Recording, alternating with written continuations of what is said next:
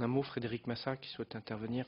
Très rapidement sur des compléments par rapport à ce que vous avez dit, notamment sur le comité de suivi des ENR qui a été voté par Jean-Paul Chanteguet. Alors il faut rappeler que dans la loi, ce comité de suivi fait partie du Conseil supérieur de l'énergie. C'est en son sein qu'il doit être créé. Donc il faudra bien sûr poser la question au Conseil supérieur de l'énergie. À ce jour, nous ne sommes pas informés comme quoi il a été créé, mais on s'en préoccupera parce qu'effectivement son objet est bien établi dans le texte puisqu'il doit évaluer la progression vers l'objectif de 23% de ENR en 2020. Et au regard des auditions que nous avons eues, notamment du syndicat des énergies renouvelables, ces objectifs ne seront pas atteints, étant donné le rythme de croisière que nous avons actuellement.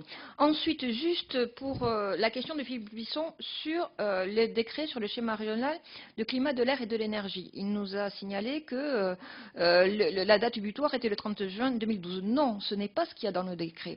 Le décret dit qu'effectivement, au 30 juin 2012, si la région n'a pas élaboré son schéma, c'est le préfet de région qui reprend les rênes du dispositif et qui s'exonère des consultations et qui de lui-même propose un schéma. Voilà, le décret ne prévoit pas une date différente par rapport à la loi du 13. Alors il est évident que le 13 juillet 2011 ne sera pas respecté comme date, tout le monde en a conscience, mais le décret n'impose pas une autre loi. Concernant l'éolien en mer, je rappelle qu'il ne concerne que l'éolien terrestre concernant l'ICPE.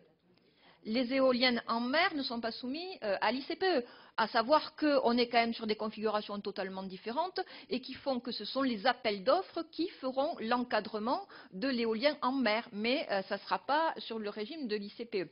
Ensuite, concernant le mitage, je crois que c'est Daniel Fasquelle qui a observé que la loi avait été votée, mais qu'on voyait apparaître toujours un mitage. Alors, il faut quand même rappeler, et ça on en a tous conscience, qu'il n'y a pas de loi rétroactive. Donc, les dispositifs qui ont été adoptés, autorisés avant la loi qui a été votée il y a un an, sont, je veux dire, en vigueur. Et donc, comme on sait qu'un projet éolien ne se monte pas en 15 jours, si aujourd'hui on voit fleurir des éoliennes qui ne rentrent pas dans le cadre de la loi Grenelle, c'est que les autorisations ont été données antérieurement et qu'elles font partie d'un régime différent. Voilà, c'est uniquement pour ça. Mais il n'y a pas... Non, mais la loi n'a pas été pour autant non respectée, mais c'est que ça fait partie d'un autre dispositif. Ah oui, non, mais la loi ancienne, les autorisations données avant la loi, je suis désolée, elles continueront à s'appliquer. Si les projets ont pris du retard quant à leur réalisation, si le préfet a donné l'autorisation parce que les critères qui prévalaient en la matière à cette époque-là étaient respectés, l'autorisation, elle ne sera pas remise en cause, quoi. C'est sur les zones de développement éolien qui étaient en instance et sur les futurs. Voilà, il faut à un moment donné, voilà. Ben oui, mais je le précise parce que la question a été posée et c'est tout ce que j'ai à dire.